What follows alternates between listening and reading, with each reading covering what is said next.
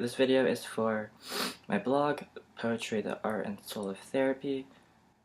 Yeah, so this topic of the week, as you would have read yesterday and will continue to read tomorrow, is on mental illness and the social stigma around that. I'm that. Yeah. Sorry. I don't know why that's so much harder to admit than everything else I've been through, everything else that I am. But maybe it's because it's something I can't really control. I didn't choose in any way. Yeah, it's just something that will be there, messing with my life. It's broken me down. It's society makes it so much worse. It makes any type of mental illness so much worse because that's when you need people the most, and that's when you're too afraid.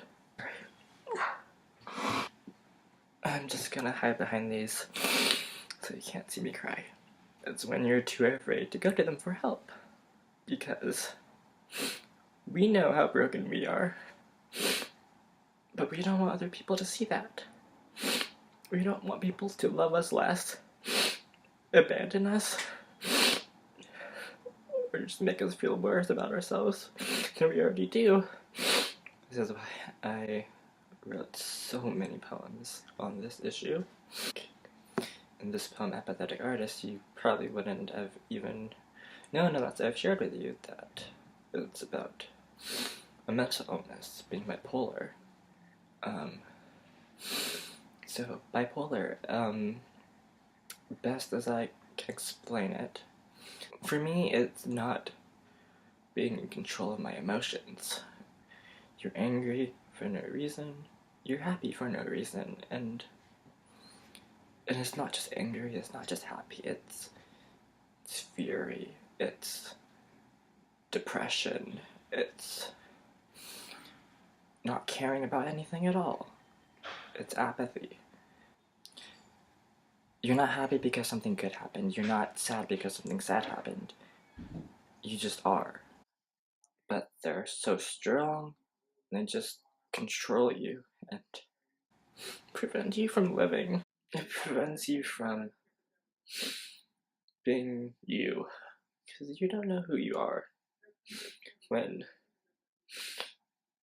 your emotions don't reflect how you actually feel, what you are, and it's just so confusing.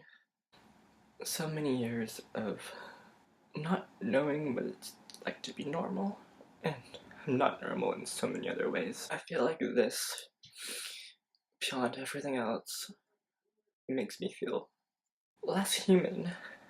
I can't have that life of normalcy. It's the something that I have to hide, something that's my fault almost, that society would look down upon and pity and think less of. And I know I'm broken. Everyone knows they're broken in one way or another. It has that connotation, that stereotype of the extreme end that's violent. It prevents you from any normal social interaction with anyone. And on the other extreme, you have, I won't say simple, but anxiety, social anxiety, depression, eating disorders.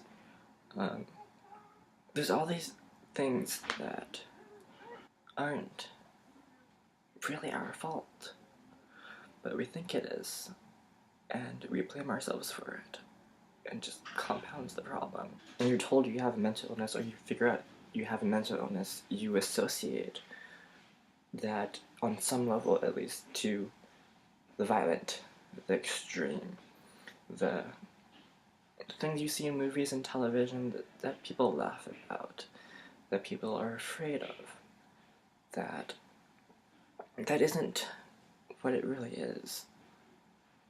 And that's just so messed up. Thanks for watching. Sorry about... No, I'm not sorry.